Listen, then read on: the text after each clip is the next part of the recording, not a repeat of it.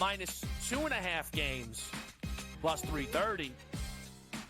Panthers 2+ goals in every game, plus 225. It's going to take a monumental effort for them not to get 2 goals in a game.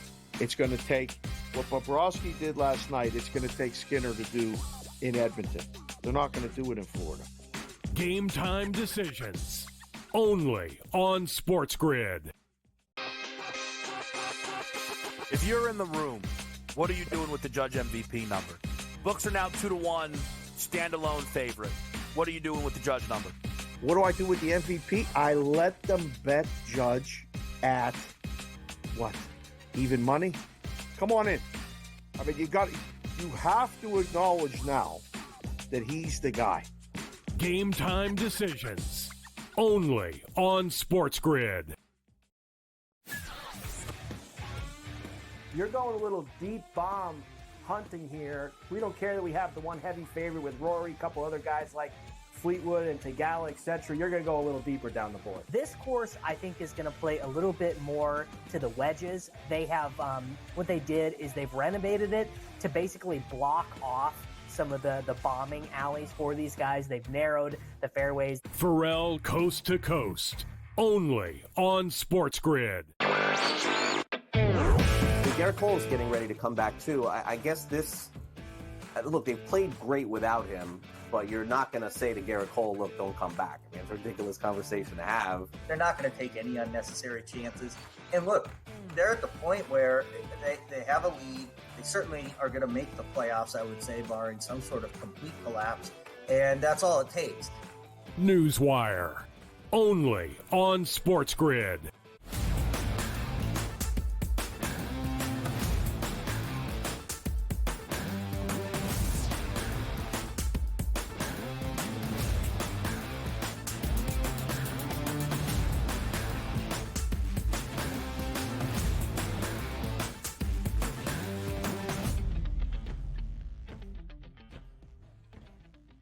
Hello and welcome to a Tuesday live right here on the early line on SportsGrid and all across that SportsGrid network. It includes sportsgrid.com/watch, where you can find your favorite destination to consume everything all across the grid. He is Donnie Rightside.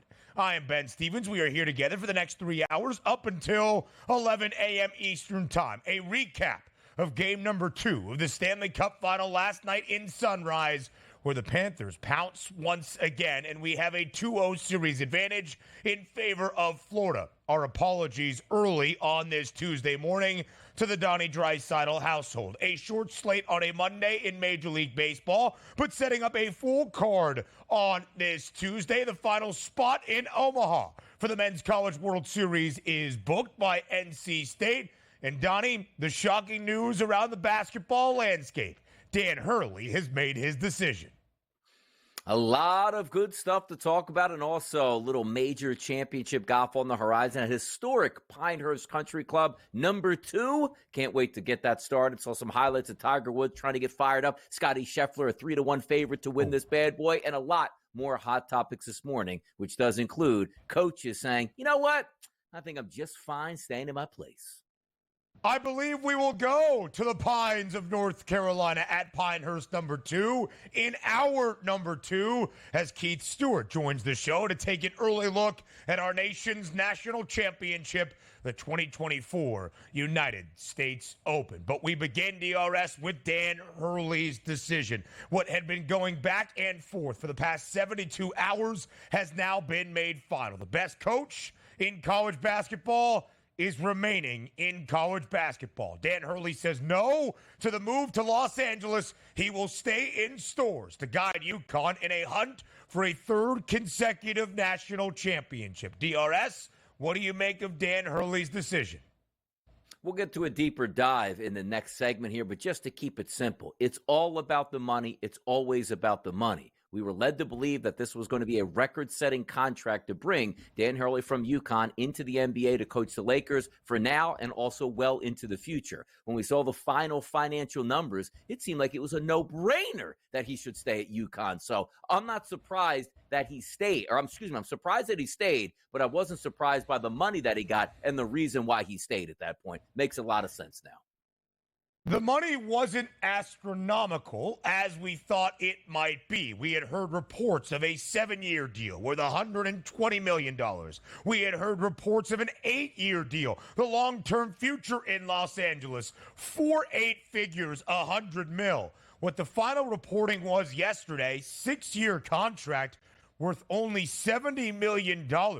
Would not have even made Dan Hurley a top 5 paid coach in the National Basketball Association. For whatever reason, Dan Hurley, the competitor that he is, remains in Storrs, Connecticut at the helm of UConn. The Huskies, co-favorites, had a 10-1 price alongside Kansas to win the national championship entering next college basketball season. We'll continue to talk Dan Hurley's decision and where it leaves this Lakers franchise in just a little bit. But of course, we go to game number 2 last night in Sunrise. The Florida Panthers, a slight home ice favorite against the Edmonton Oilers. The Panthers and Sergei Bobrovsky blanked Edmonton in game number 1, 3-0. Bob stood tall in net once more, only allowing a single goal to the Oilers, and Florida storms away in the third period for a 4-1 victory in a 2-0 series lead, 2 wins away from hoisting Lord Stanley's Cup.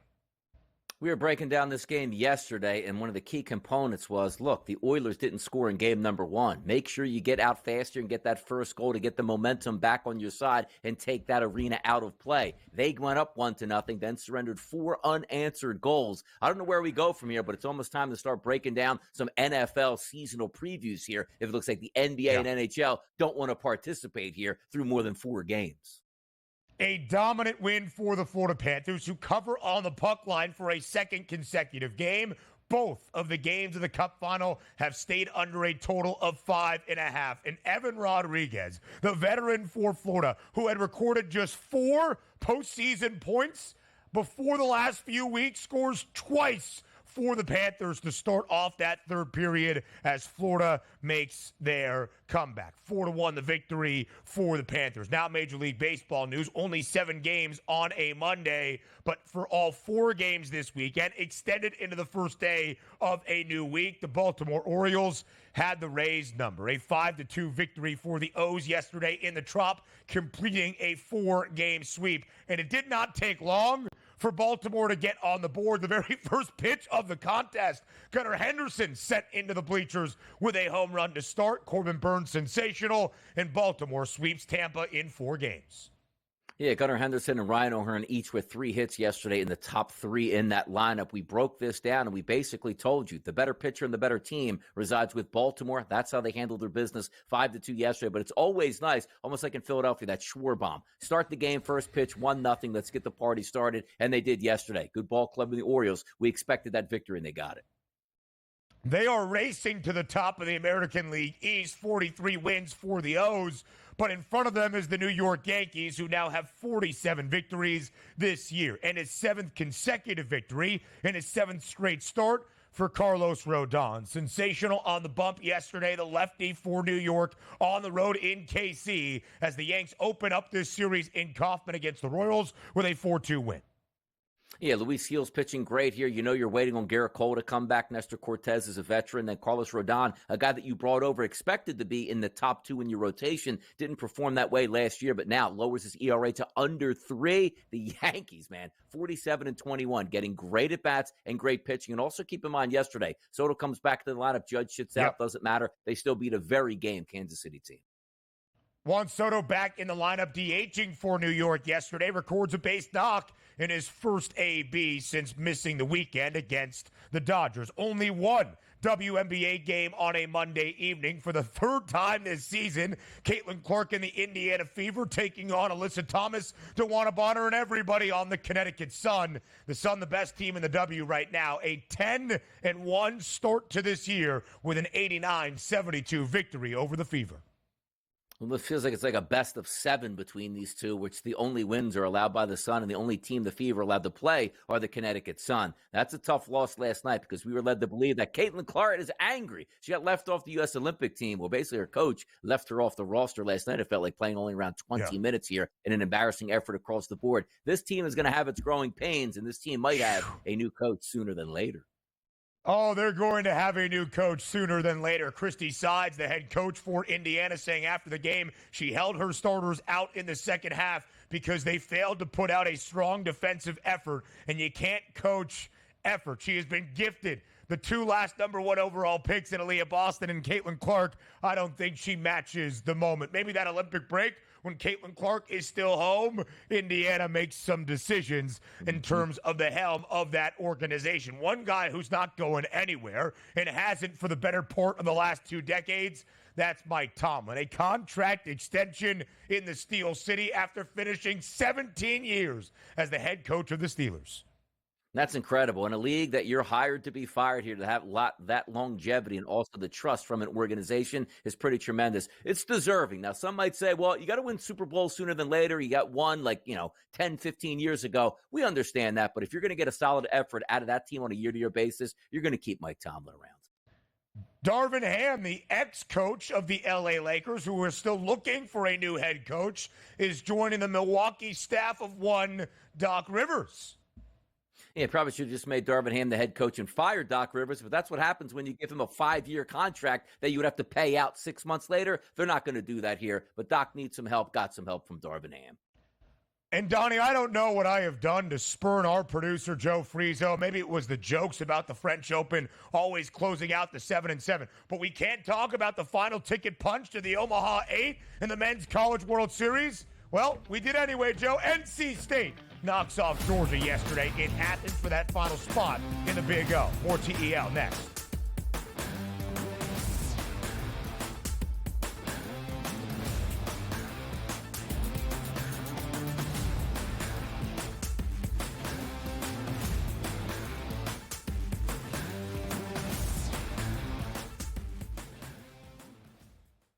SportsGrid, your 24/7 sports wagering network.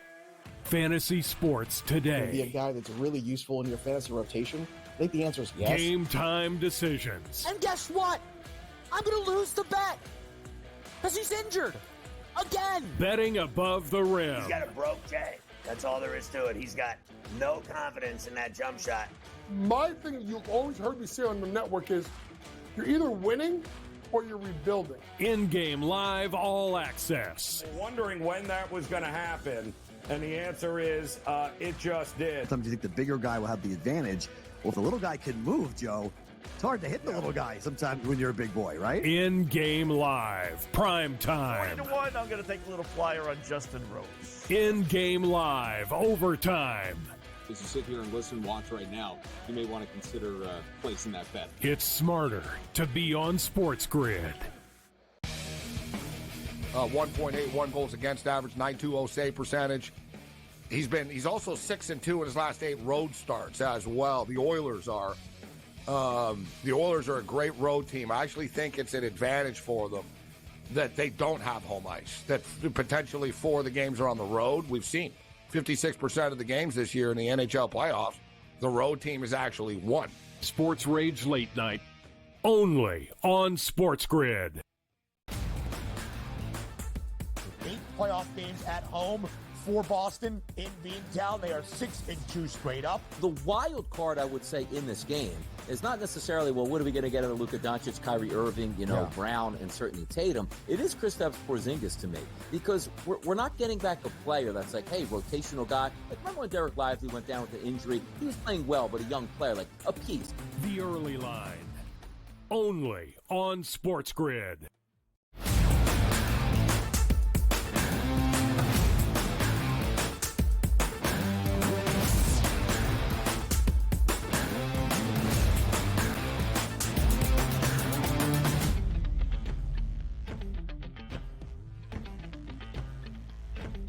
After a very long 72 hours in Storrs, Connecticut, yesterday Dan Hurley makes his ultimate determination. He's not going to Los Angeles. He is not going to be the next head coach of the Lakers. He is remaining at UConn to try to guide the Huskies to a 3rd consecutive national championship. Dan Hurley is staying in Storrs. DRS, we got the bombshell news on Thursday morning, bright and early, that really came out of left field from ESPN's Adrian Wojnarowski. Now we have to ask, why in the world was this report even surfaced in the first place. Dan Hurley, though, ultimately decides that he is staying at Connecticut. When this decision was made yesterday around 2 p.m. Eastern time, what was your first reaction? My first reaction was, I tweeted out, wow, but I didn't actually read the tweet itself, because when I was just thinking, and again, setting up that whole timeline of, you're not going to call on Dan Hurley from UConn unless you expect him to make a blockbuster deal and leave in the middle of the summer. This wasn't the normal change of, okay, our season is over, let's get our head coach right away. A coach is putting out feelers across the NBA, he's ready to jump ship. This was one of those things that said, you know what? Dan Hurley, think if we go after him, talking about the Lakers, that he would accept this job. And I'm sure levels at high management going, well, that's going to cost a lot of money at this point to get here. Two-time national champion, looking to go to do something that hasn't been done in a long time since John Wooden, to win 3 in a row. He's got a good team. He's got a good thing going to UConn. Already turned down Kentucky for more money. So we're led to believe that this offer is going to be on the table that is going to reset the market. Now, I'm not saying that you needed to get ahead of, Steve Kerr's $17.5 million a year, but you better pay him in that ballpark if you want him to leave. And the simple fact of the matter is, we saw that tweet come out from Wojnarowski yesterday, retweeted it, then read it and go, it's a no-brainer. No-brainer that he didn't take the job at this point, because the expectations was, we were calling out a deal that was going to pay him $15+ million a year for almost close to 10 years, which that's why you're going to go in any situation to any organization, because you can't pass that up. Hurley saw that and goes, you know what? I'm not even going to be in the top 5. It's not that great of a job overall, because I'm going to have to deal with LeBron James. Then I'm going to have to deal with the fallout of, why aren't you winning championships post-LeBron if I can't get it done in my first 2 years? It made way too much sense. So to answer your question, when I saw that tweet and actually read it, it made total sense why he didn't go to Los Angeles. So let's start there. Let's start with the money. Let's start with the contract figures, because Dan Hurley can say he is the ultimate competitor. He wanted to stay at UConn to build his legacy. And I do believe that is the case. He is the face of the head coaching position in D1 men's college basketball. There is no doubt about it. There are some legends of the game that remain in college hoops, but after the old guard, Mike Krzyzewski, Roy Williams, I almost just forgot his name for a second, Jim Boeheim, Jay Wright, all step away. Dan Hurley is now that guy, and there are still people there. Bill Self, John Calipari, now at a new spot in Arkansas. Rick Pitino still remains in college hoops. Tom Izzo, so on and so forth. Dan Hurley is that guy to cement his legacy as the best coach in college basketball. Again, we will talk about that in just a moment. But the contract figures really is where we start, because you can say money was not the determining factor. You can say money was not the only factor or the most important factor. But the money the Los Angeles Lakers put up is shameful if you are going to make a big splash. It would not have even made Dan Hurley one of the 5 highest paid head coaches in the NBA. And we talked at length about, if you were ever going to make a move to the NBA, Los Angeles, the Lakers franchise, would be it. The illustrious and prestigious Los Angeles franchise would be the place to go. Except, as reports are starting to come out, the ownership group under the Buss family might actually be a little cash-strapped. And they have not been able to acquire that big fish because they shortchanged him. Monty Williams in Detroit would make more than Dan Hurley's reported contract offer. That cannot happen if you are going to lure somebody to Los Angeles to be the new head coach of the Lakers, to lead LeBron James in what might be his final 2 years in the NBA with Anthony Davis on the roster, because this is your only chance of glory. And the Lakers put up what was kind of chump change in terms of that contract offer.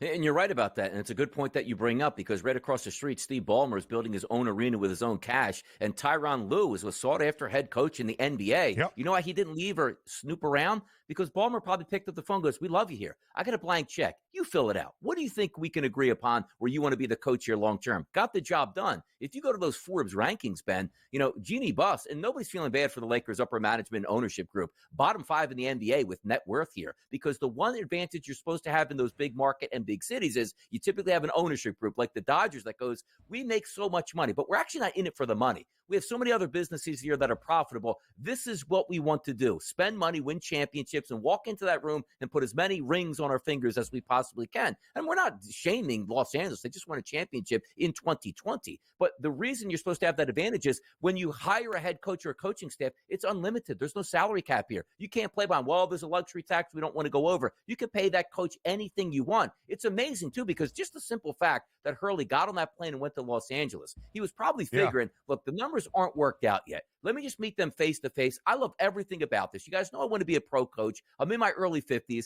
This is the perfect time to go over. And they go, well, here's an insulting offer. And some people might look at that and be like, insulting? He's going to get a raise from what he got at UConn. Do you know what happened here probably behind the scenes? When UConn got a hold of what that contract details were, and I joked about yesterday on the radio, you probably didn't even have to call your board of regents as the athletic director to go, I'll match that. I'll match that right now. You come back here to Stores. He's like, you know what? This is a perfect scenario. Let me go back. But if this was 7 years, $120 million, we'd be having a press conference today live across every single channel. Yeah. Dan Hurley, so happy to be a Los Angeles Lakers head coach. It was his dream to get to the NBA.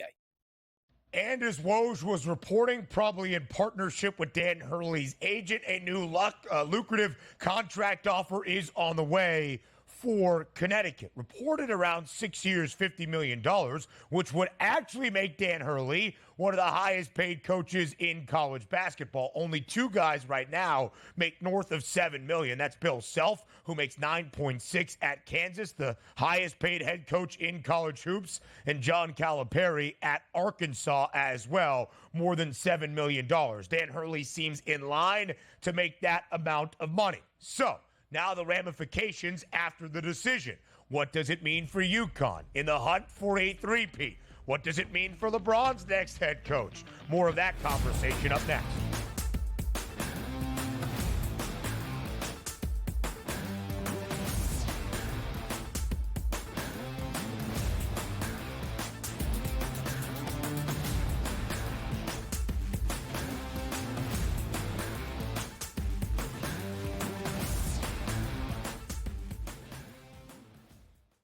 SportsGrid, your 24/7 sports wagering network.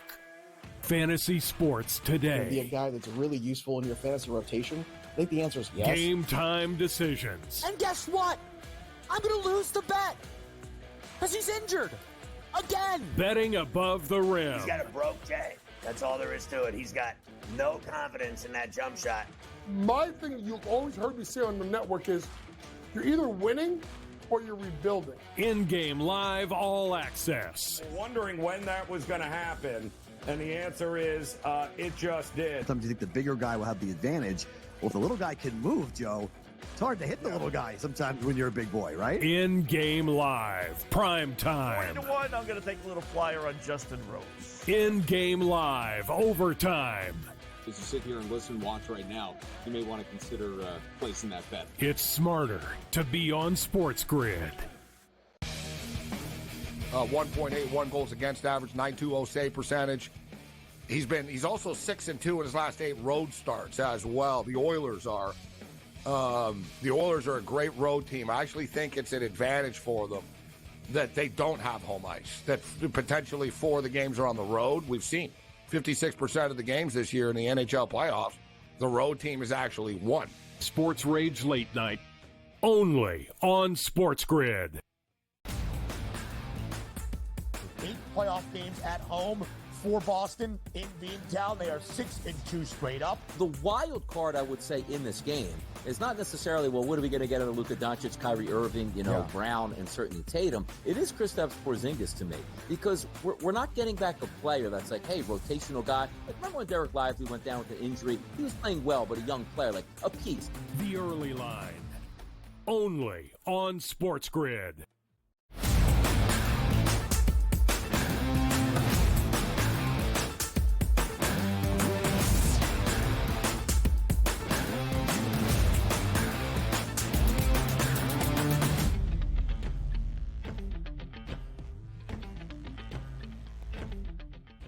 Dan Hurley is staying at Connecticut. So what does it mean for college hoops? What does it mean now for the LA Lakers and LeBron James? Let's start with UConn. They have won 2 consecutive national championships. Dan Hurley, DRS, is one of 17 coaches in the history of men's Division I college basketball to win multiple national titles. He is one of 8 head coaches to win back-to-back national championships, the first since Billy Donovan did so in 2006 and 07 at Florida. He is the only one of each of those groupings that is active right now in college hoops. They hit both of those accomplishments and still be coaching in college basketball. So many said yesterday, after Dan Hurley made his decision to stay in stores, it was a monumental victory for college hoops. And they are correct, because the best coach in college basketball remains in college basketball, and that is Dan Hurley.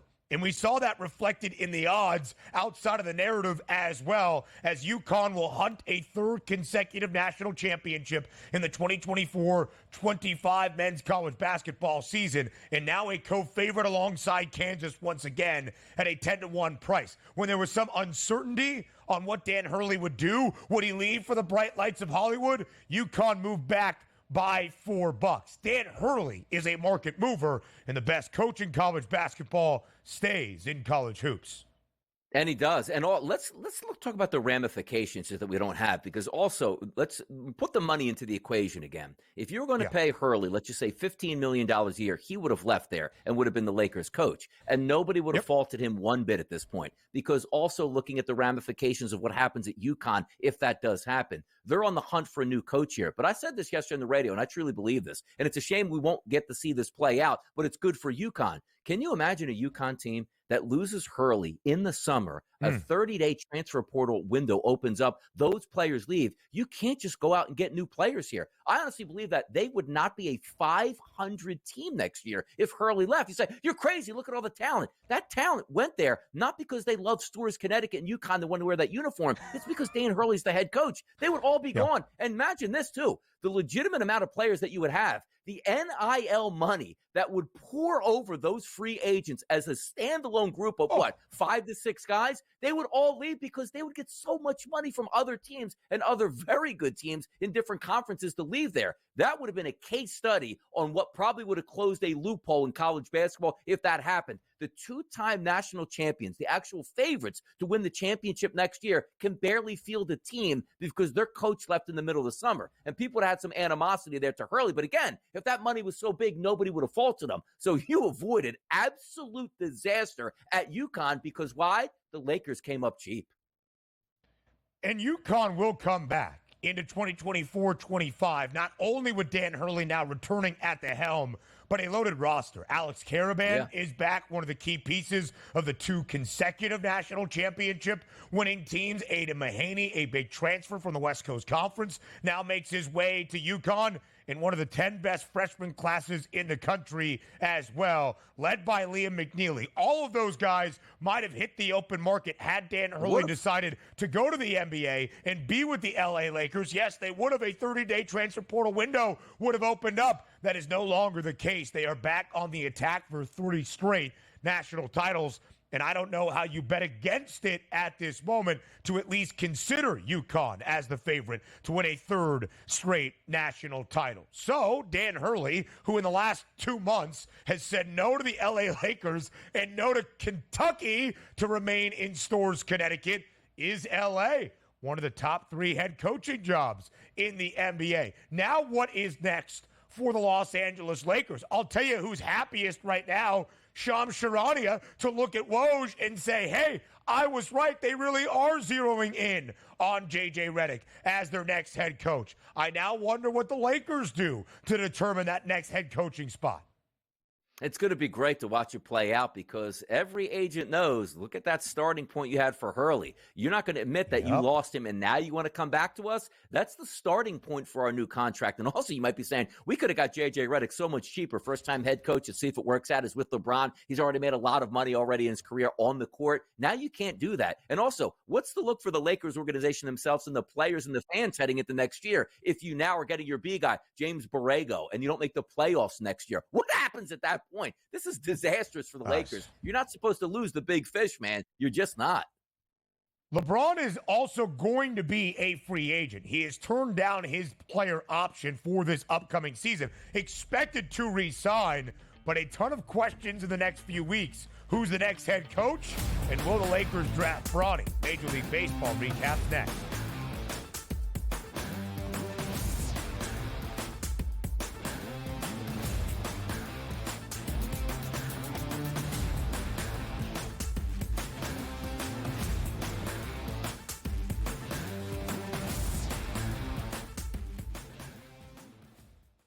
SportsGrid, your 24/7 sports wagering network.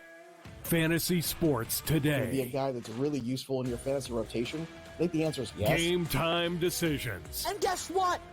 I'm going to lose the bet because he's injured again. Betting above the rim. He's got a broke J. That's all there is to it. He's got no confidence in that jump shot.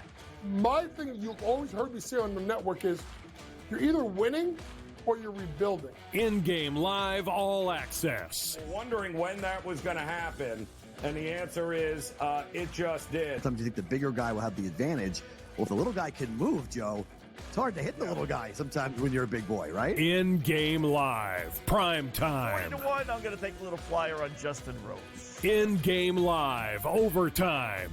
As you sit here and listen, watch right now, you may want to consider placing that bet. It's smarter to be on SportsGrid. 1.81 goals against average, 9.20 save percentage. He's also 6-2 in his last 8 road starts as well. The Oilers are a great road team. I actually think it's an advantage for them that they don't have home ice. That potentially 4 of the games are on the road. We've seen 56% of the games this year in the NHL playoffs, the road team has actually won. Sports Rage Late Night, only on SportsGrid. 8 playoff games at home for Boston in Beantown. They are 6-2 straight up. The wild card, I would say, in this game is not necessarily, well, what are we going to get out of Luka Doncic, Kyrie Irving, Brown, and certainly Tatum. It is Kristaps Porzingis to me, because we're not getting back a player that's like, hey, rotational guy. Like, remember when Derek Lively went down with an injury? He was playing well, but a young player, like a piece. The early line, only on SportsGrid.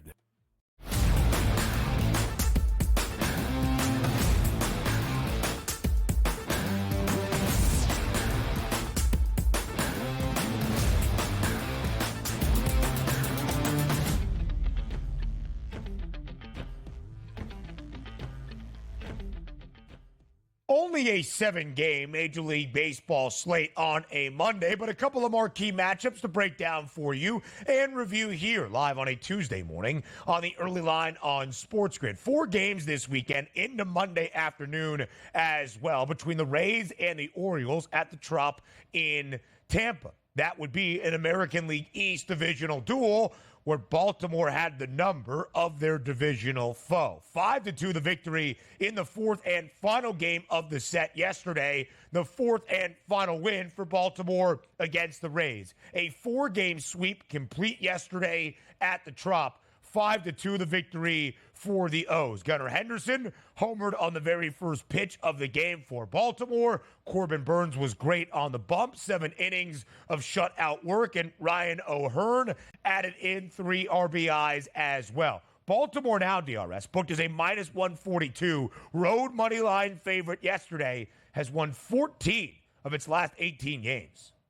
Yeah, how about this? 22-10 on the road also. And usually playing in the Trop, not the easiest place because you don't have a great environment for baseball, number one. But number two, Tampa Bay is usually a pretty solid team. So that's impressive to get that 4-way sweep. But also, when you look at the Baltimore Orioles, we saw last year, and we didn't think it was a fluke. They had a very good lineup, solid pitching staff. Right. But when you go out in the offseason, you say, you know what, let's acquire a true number one and see what he can do and see if he can propel this ball club. Corbin Burns yesterday improves to 7-2. 7 innings pitched. Now, he did give up 2 runs, but none of them earned. Look at his ERA now, 2.08. How many times have you seen in Major League Baseball, okay, let me pay a lot of money for a guy that we think could be the frontline starter of our staff, and he's either injured or underperforming? This was an absolute home run. Not even the Baltimore Orioles' staunchest fan base could get out there and say to themselves, boy, if we acquire this guy, he better have a 2 ERA or less. Like, no, you just expect him to go out and give you solid performances on a night-to-night basis and quality starts. He's giving you Cy Young level performances through 92 pitches yesterday. 43-22 in the season. They're not going away. way. They have their frontline starter. The only question is, are they going to improve that starting staff once the trade deadline comes up? But from yesterday, we expected a victory out of the Orioles, and we got it.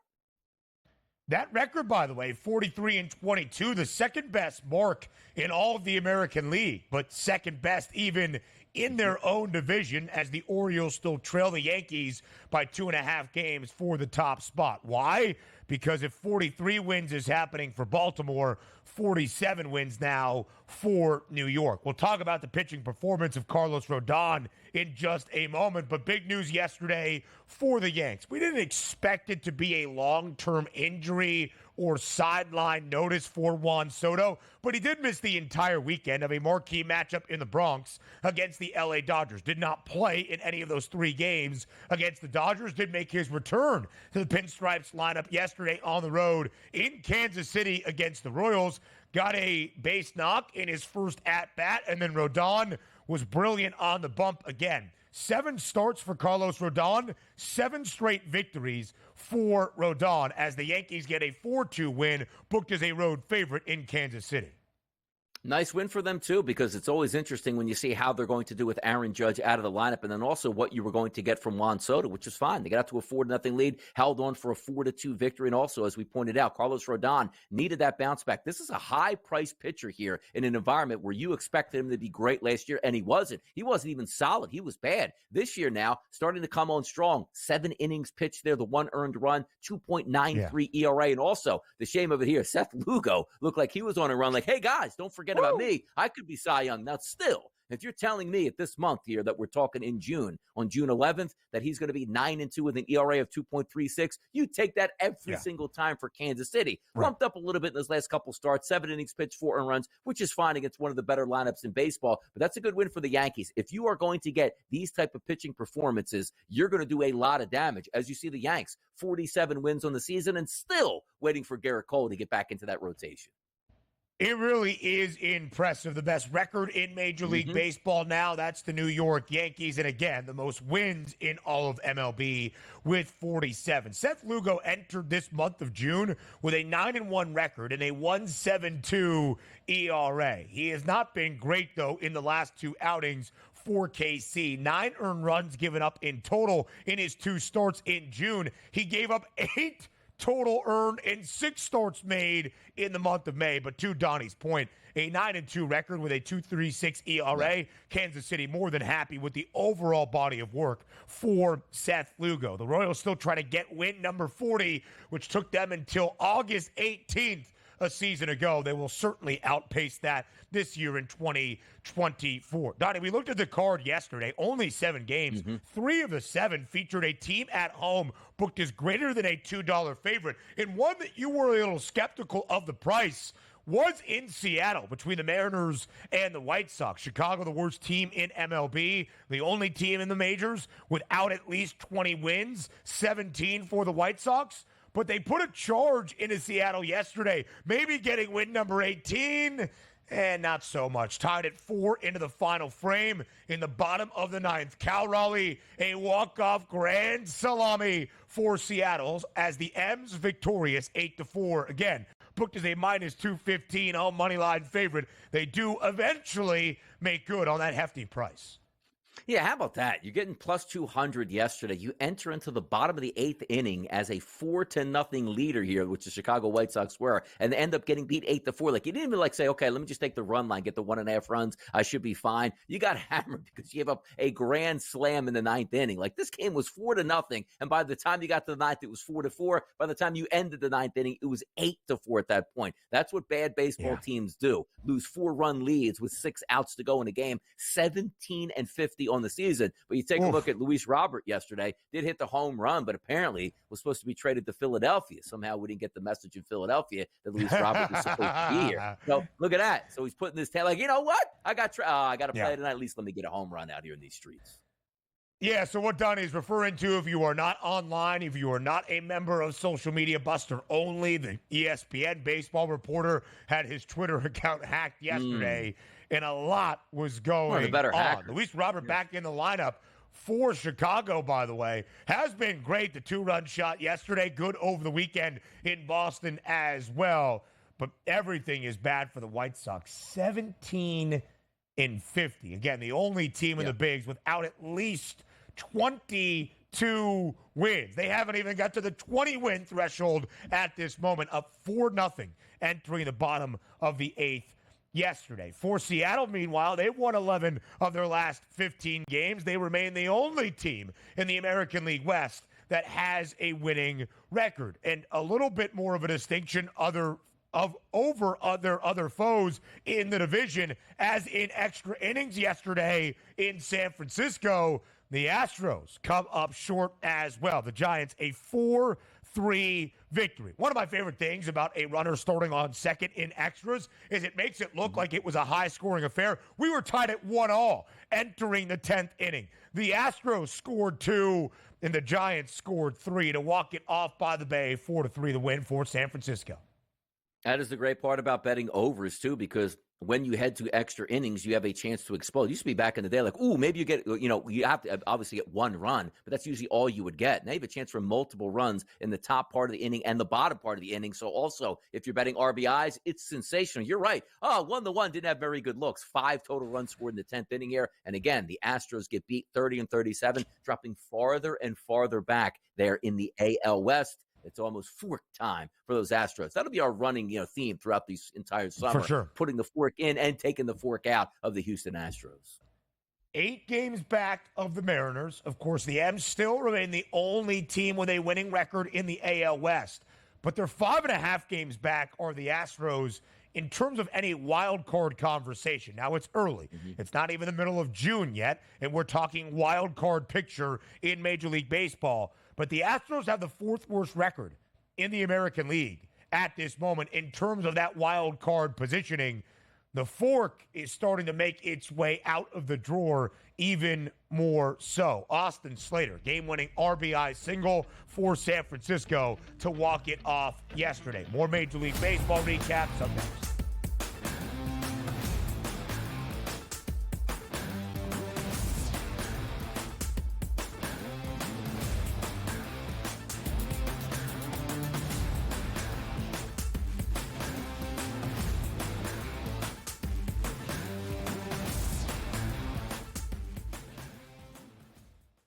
SportsGrid, your 24/7 sports wagering network.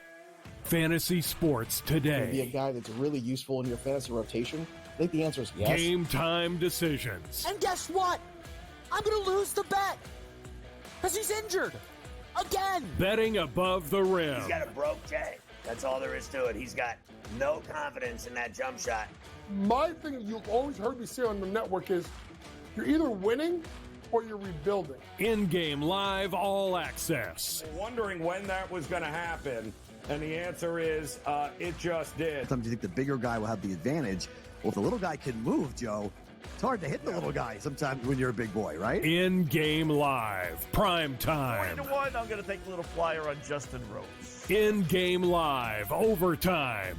As you sit here and listen, watch right now, you may want to consider placing that bet. It's smarter to be on SportsGrid. 1.81 goals against average, .920 save percentage. He's also 6-2 in his last 8 road starts as well. The Oilers are a great road team. I actually think it's an advantage for them that they don't have home ice. That potentially 4 of the games are on the road. We've seen 56% of the games this year in the NHL playoffs, the road team has actually won. Sports Rage Late Night, only on SportsGrid. 8 playoff games at home for Boston in Beantown. They are 6-2 straight up. The wild card, I would say, in this game is not necessarily, well, what are we going to get out of Luka Doncic, Kyrie Irving, Brown, and certainly Tatum. It is Kristaps Porzingis to me, because we're not getting back a player that's like, hey, rotational guy. Like, remember when Derek Lively went down with an injury? He was playing well, but a young player, like a piece. The early line, only on SportsGrid.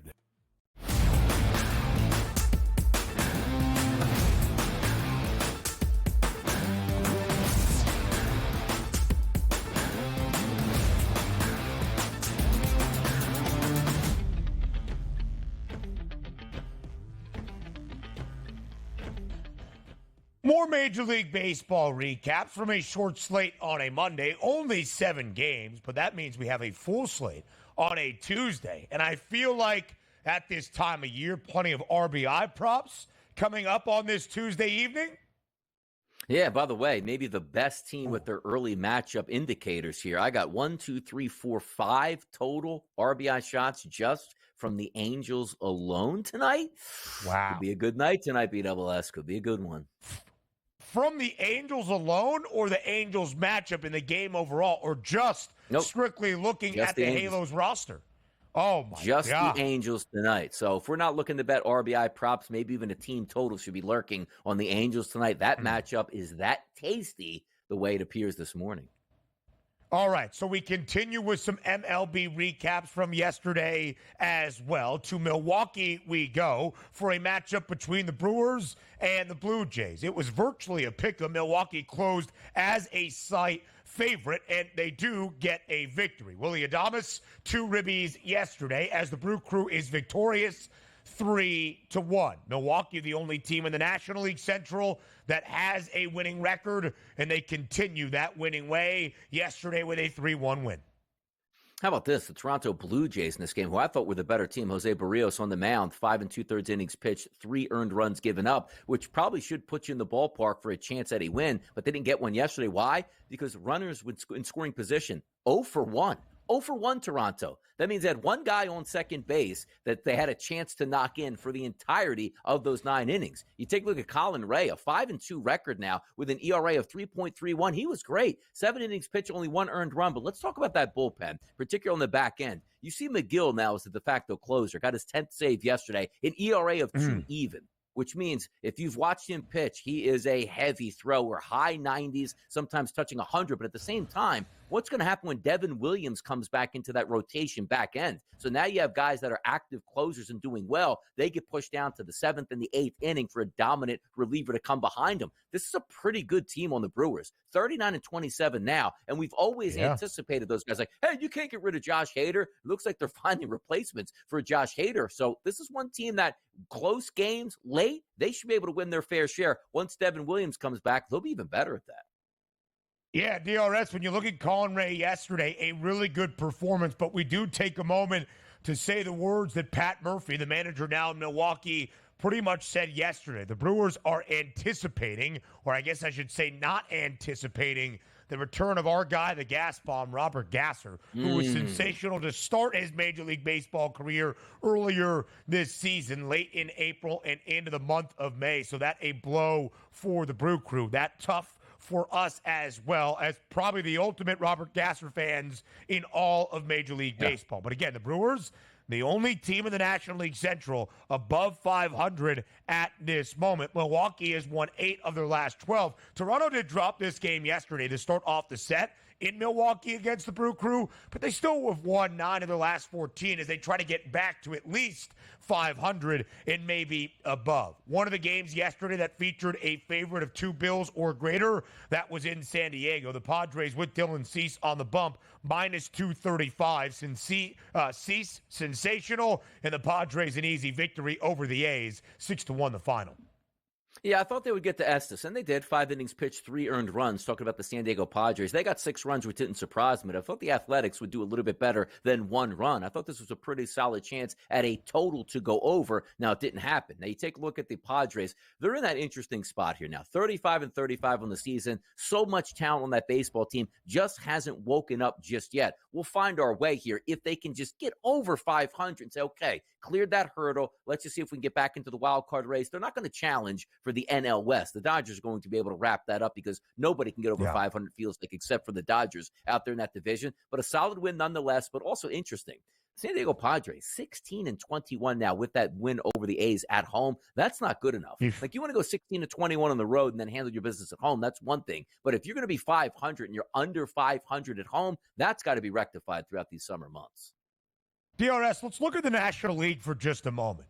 There is only one division that features a 5-team grouping that has 2 of those teams above 500. That's the National League East, the Phillies and the Braves. But Philadelphia has a 9-game lead over Atlanta. We have said a few times in this segment, Milwaukee, the only team with a winning record in the National League Central. They have a 7-game lead over the Reds, Cubs, and Cardinals, 7.5 in front of Pittsburgh. At least nobody is atrocious in any of those divisions. The Pirates in the cellar, but they're only 3 games below 500. So maybe it gets more competitive over the next few months this summer. The Dodgers have a 7.5 game lead over San Diego. The Padres, the only team outside of LA that is not below 500. San Diego with the win yesterday. The Padres now an even 500 at 35 and 35. We have pretty much, at least as of this moment, wrapped up all 3 divisions in the National League.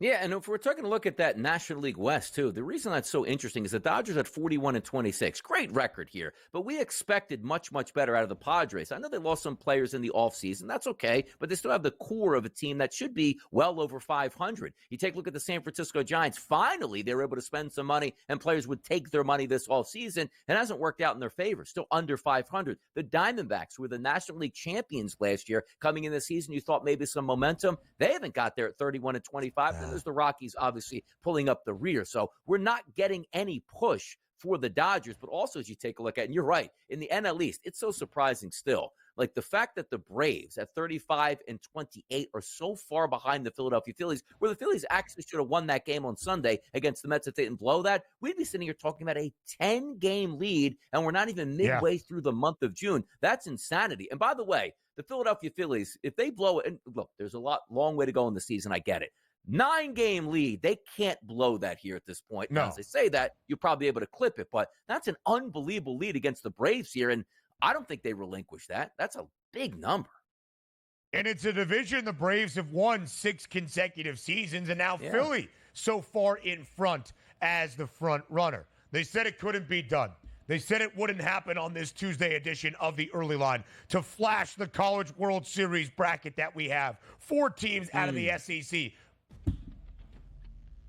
Yep, there you go. Flash it. Flash it.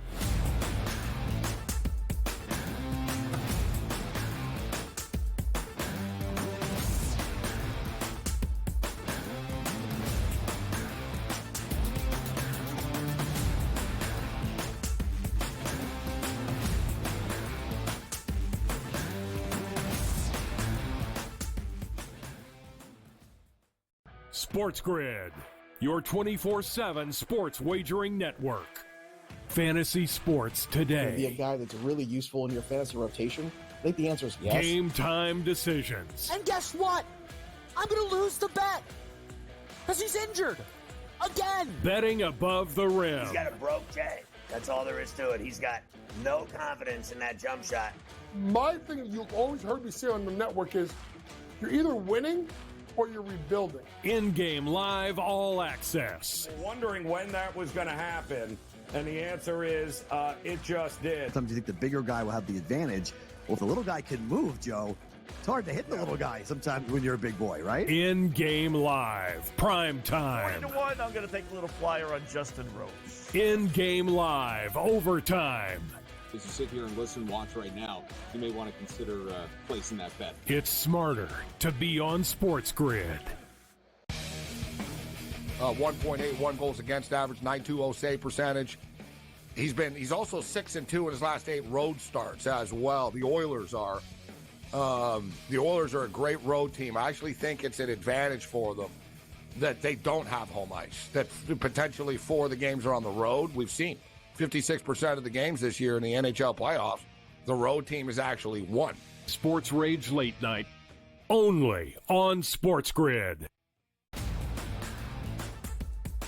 playoff games at home for Boston in Beantown. They are 6-2 straight up. The wild card, I would say, in this game is not necessarily, well, what are we going to get out of Luka Doncic, Kyrie Irving, Brown, and certainly Tatum. It is Kristaps Porzingis to me, because we're not getting back a player that's like, hey, rotational guy. Like, remember when Derek Lively went down with an injury? He was playing well, but a young player, like a piece. The Early Line, only on SportsGrid.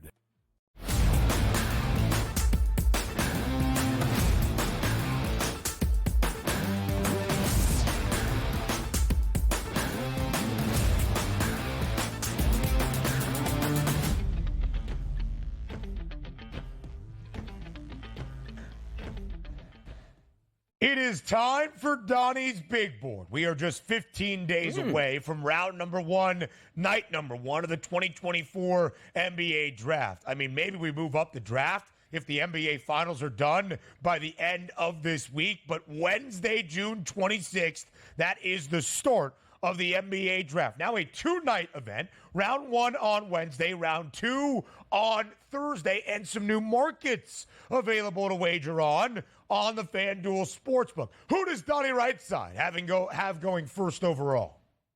I don't know. I guess it's I'm just listening to the people that know more than me, Sar and Rishashir, but I'm just I'm going over. It says, the number that? 1 overall picks in the draft. So, is it Rishashir? Yeah, exactly. Rishashir. Zachary Rishashir. A Frenchman. Come on now. Keep that guy over in France. But if we look at the number 1 overall picks, I'm not like a Sar, I know those guys. I heard their names. Klingon, obviously know where he played. Shepard as well. Buzelis, no idea. Dillingham, know where he played. Castle, yes. The Topic guy, I think he blew his knee out, so I don't even know why he's even included in this. Zach Edey, we know, and then Bronny James. So at least I've heard most of the names here, and I have a face to most of those names, but we'll see how they do. So what do we were what, 6 of 10? I mean, Alexander Sar. He's the favorite, minus 165. Yes. Now Zachary Rishashir, who has the second best odds in that market ever improving. Shout out our guy, JY, who told me to bet Rishashir to go first overall to the Atlanta Hawks. And I did a few weeks ago over across the Hudson River in New Jersey. It was a plus 185 price when I bet it, now down to plus 150. You know about Nikola Topic, who has a torn ACL, and maybe even outside of that, because that could recover. He was supposed to be a 7-foot wingspan type candidate, only really checking in around 6'8", 6'9" in terms of that wingspan. That could hurt his stock. He was a projected top 10 pick. And then we have some stars from college basketball. But now let's get into the second pick, in the third pick, because those odds now available on the FanDuel Sportsbook. Rishashir, second best price to go first, the odds-on favorite to go second. But do keep in mind, Alexander Sar has the second best price to go number 2, is the odds-on favorite to go number 1. So it really does seem like a toss-up for which of the two French guys is going to lead off the NBA draft. And that's the way it feels at this point. Now, also, they're both similar type players from what I'm understanding here, like similar type builds? Is that what we're getting? Like, what's the difference between these two guys? I believe Alexander Sar has a larger frame, both from France. Sar plays over in the NBL, that's the Australian Pro League, and I believe Rishashir does play over in France. But I believe, and again, I haven't done my prospect breakdowns. That's why we need James Young. Rishashir is more of a guard, where Sar is a guy that can kind of do everything, close to 7 feet, almost not quite Victor Wembanyama, but that's the natural comparison for the first overall pick, and another guy from France, but has that frame and is a very skilled individual. Yeah, it sounds like two busts here coming over at this point. Where is down so bad in the U.S.? Why aren't we having number 1 overall picks? Where are they here? There's no way Sar and Rishashir should be absolute stars here in the NBA. I don't think that's going to happen. So I'm going to go down the list here. Like, who am I picking out here? Like, I'd go Castle, little Dillingham action, little Shepard action before those guys. And Donovan Klingon, what's his prospects here in the NBA? Loved what he did in college, but he doesn't exactly be a 3-and-D type big guy for me. He's just going to run the court out here. What a bad draft. Goodness. Man. Well, first off, let's not slander Donovan Klingon. I actually think he has a very bright future in the NBA. 7'2", athletic, can run the floor, a rim protector to the nth degree as well. I think he's a top 5, top 10 pick. I think Zach Edey is going to be a lottery pick as well. And just so we know the top 5 of the draft order, it's the Atlanta Hawks drafting first overall, the Washington Wizards number 2 overall, the Rockets drafting 3rd overall, the San Antonio Spurs at 4, and the Pistons stiffed once again, rounding out that top 5. So Reed Shepard at plus 220, the favorite to go 3rd overall. Donovan Klingon has that second best price. I don't know exactly what the Rockets do, but Houston did have a promising first year under Ime Udoka. Yeah, and again, it's a tough scene, too, because when you finally get that top pick, you're expecting a generational talent to come over. And look, Maybe Sarr is that guy, but who knows? But in this draft, when you're looking up and down, if I'm an NBA team, I'm looking to trade out of this as fast as I can to try to push it into the following season. So Donnie Right-Side's big board, not all that favorable for this NBA draft class in 2024, which does allow one of the main narratives and stories to be who takes Bronny James, the Lakers the favorite, at plus 150. The Lakers now draft 17th overall. Hour 2 up next.